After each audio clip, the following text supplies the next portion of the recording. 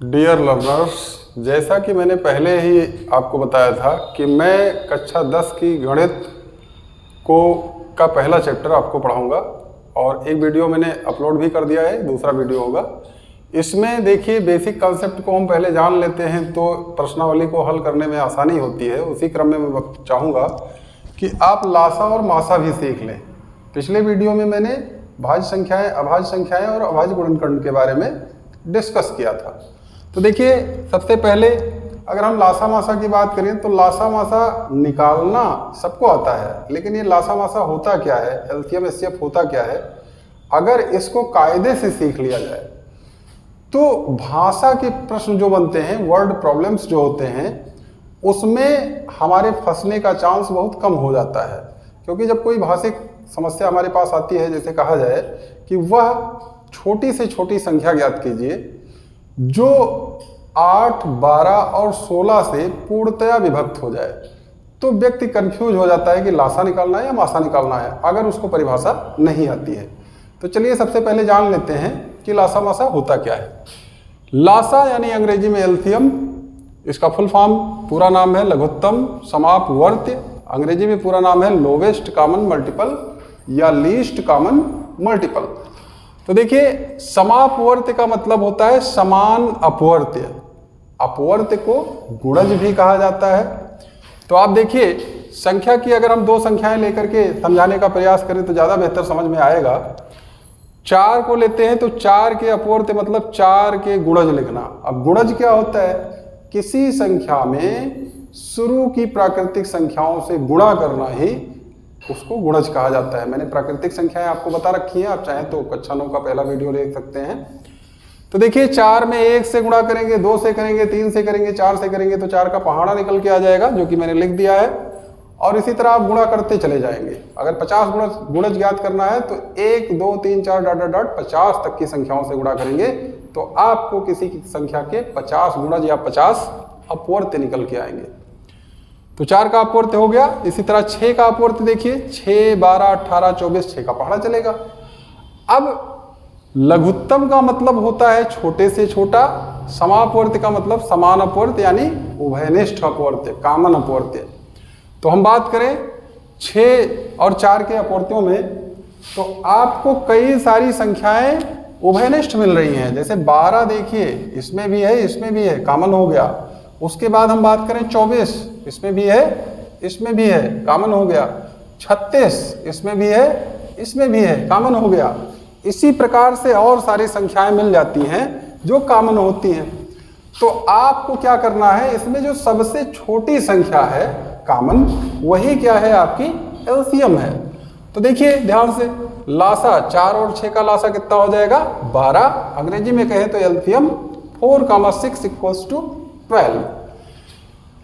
तो लासा क्या होता है, वो छोटी से छोटी संख्या होती है जो दी हुई संख्याओं को पूर्णतः विभाजित कर देती है। अगर हम परिभाषा की बात करें तो इस तरह से निकलेगा। अब मासा की बात करते हैं। मासा क्या होता है? मासा का मतलब महत्तम समापवर्तक। कुछ लोग लासा में समापवर्तक बोल देते हैं, जो कि गलत हो जाता है। लासा में समापवर्त्य होता है और मासा में समापवर्तक होता है। अब यहाँ भी समापवर्तक मतलब समान अपवर्तक। अंग्रेजी की बात करें तो हाईएस्ट कॉमन फैक्टर। अब देखिए संख्या ले लेते हैं 2, 8 और 12। 8 के अपवर्तक कौन होंगे? अपवर्तक का मतलब गुणनखंड, जो कि मैंने पिछले वीडियो में आपको बता रखा है। तो देखिए 8 किससे किससे कटेगा? 1 से कटेगा, 2 से कटेगा, 4 से कटेगा और 8 से भी कटेगा। अब देखिए 12 की बात करें तो 12 किससे किससे कट जाएगा? 1 से, 2 से, 3 से, 4 से, 6 से, 12 से। इतने सारे अपवर्तक होते हैं। अब इसमें मासा मतलब वो बड़ी से बड़ी संख्या जो दोनों में हो। तो देखिए 4 है और 4 है, ये सबसे बड़ी संख्या है जो दोनों में है। और भी समान अपवर्तक हैं इसके। देखिए 1 भी समान अपवर्तक है 8 और 12 का, 2 भी समान अपवर्तक है 8 और 12 का, लेकिन हमको सबसे बड़ा अपवर्तक चाहिए। इसी तरह इसकी बात करें तो इसमें कई सारे अपवर्त्य हैं जो समान है और अनंत अपवर्त्य ऐसे मिलेंगे, जबकि इसमें अनंत नहीं होते हैं, इसमें संख्या लिमिटेड होती है, इसमें तो अनंत मिल जाएगा आपको।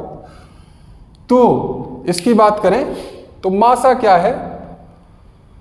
दो संख्याओं का मासा वो बड़ी से बड़ी संख्या होती है जो दोनों संख्याओं को पूर्णतः विभाजित कर देती है। लासा की बात करें तो वो छोटी से छोटी संख्या होती है जो दोनों संख्याओं, जिसको दोनों संख्याएं काट देती हैं, जिसको अलग अलग दोनों संख्याएं काट देती हैं। हमें लगता है पहले डेफिनेशन में मैं थोड़ा सा कंफ्यूजन में कुछ गलत बोल गया, उसके लिए क्षमा चाहूँगा। लासा की परिभाषा क्या होगी? लासा दो या दो से अधिक संख्याओं का लासा वह संख्या होती है जिसको वह सभी संख्याएं अलग अलग पूर्णतः विभाजित कर देती हैं। जबकि मासा क्या होता है? दो या दो से अधिक संख्याओं का मासा वो संख्या होती है जो दी गई संख्या, वह बड़ी से बड़ी संख्या होती है जो दी गई संख्याओं को पूरी तरह विभाजित कर देती है। अब लासा मासा में संबंध की बात करें, एक और इस तरह का फार्मूला आपके उसमें दिया रहता है, किताब में दिया गया है, और ये कंपटीशन के पॉइंट ऑफ व्यू से भी बहुत इंपॉर्टेंट है। दो संख्याओं ए तथा बी का लासा व मासा में संबंध क्या होता है? HCF ए कामा बी, इसका मतलब है ए और बी का मासा। इसी तरह एलसीएम ए कामा बी, ए और बी का लासा बराबर ए बी, यानी पहली संख्या गुणे दूसरी संख्या ए गुणे बी। अर्थात करके हमने लिख दिया है दो संख्याओं फर्स्ट व सेकंड के लिए लासा गुणे मासा बराबर फर्स्ट गुणे सेकंड। अब आप अगर इतना जान लेते हैं, मेरा पिछला वीडियो और ये वीडियो देख लेते हैं ध्यान से, तो बेसिक कंसेप्ट डेवलप हो जाएगा आपका और आप प्रश्नावली के प्रश्नों को हल करने में सक्षम होंगे। धन्यवाद, वीडियो देखने के लिए बहुत बहुत धन्यवाद।